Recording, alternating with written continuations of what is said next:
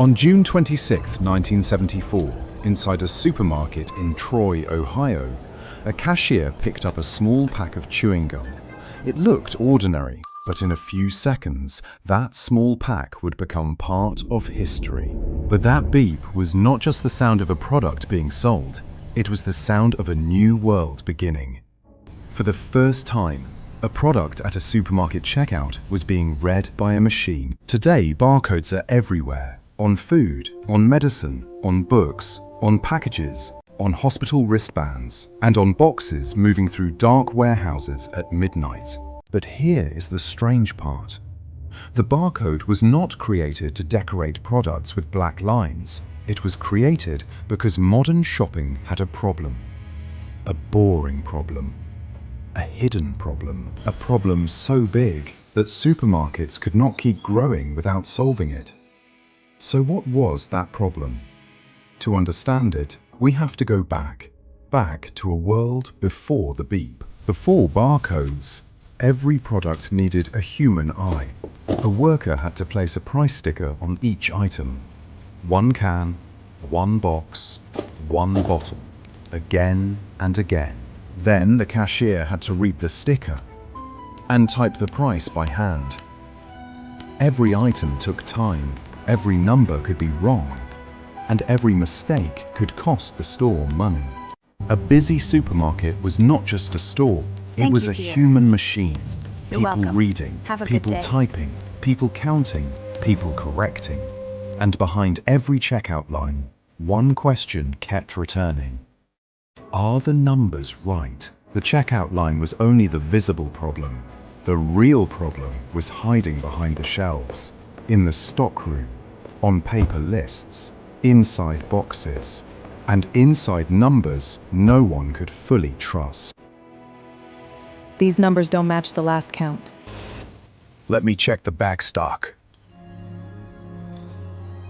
The hidden problem was not the black lines, it was information.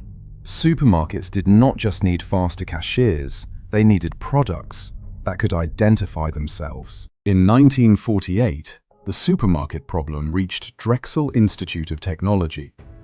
Bernard Silver heard about a request from the grocery industry.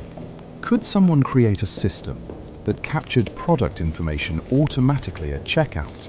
Silver shared the idea with Norman Joseph Woodland. Together, they began chasing a strange question. Could a machine read a product the way a human reads a label?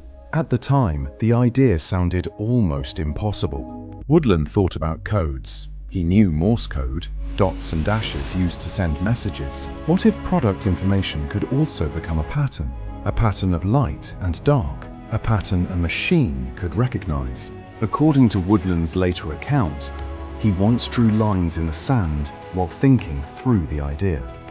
That story is famous, but it is best treated as his recollection. The important part was not the sand, it was the idea. Turn a product into a readable signal.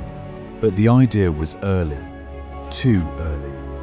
In the 1950s, scanners were difficult, computers were expensive, printing had to be accurate, and stores needed more than a symbol. They needed a whole system. So the barcode waited. Not because the idea was weak, but because the world around it was not ready. Years passed, technology changed, stores grew bigger, and the old problem refused to disappear. By the late 1960s and early 1970s, the pressure returned. Supermarkets were bigger, products were multiplying, checkout lines were longer, and the industry needed one shared language. A symbol every store and every package could understand. In 1970, grocery retailers and manufacturers called for a standard machine-readable symbol. IBM responded. Engineer George Laurer helped create the practical rectangular UPC barcode. And in 1973, UPC was selected as the standard. The idea was finally ready for the checkout counter. The barcode did not just make shopping faster, it changed what a product could be. A bottle of milk was no longer just a bottle. A box on a shelf was no longer just a box. Each item could carry an identity, and that identity could connect to a price, a stockroom, a delivery truck, a warehouse, and a global supply chain. The barcode became a quiet language, a language spoken by stores, factories, hospitals, airports, and warehouses. A language made of black lines, but understood by machines all over the world. And it all returns to that tiny sound, a beep.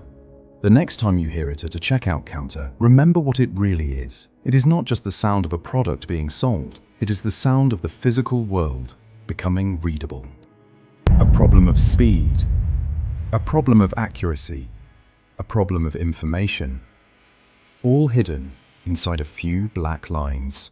If this story made you see barcodes differently, leave a like and share it with someone who loves hidden stories. Subscribe for more hidden stories behind everyday things, and tell me in the comments what topic we should uncover next. Because sometimes the smallest things hide the biggest stories.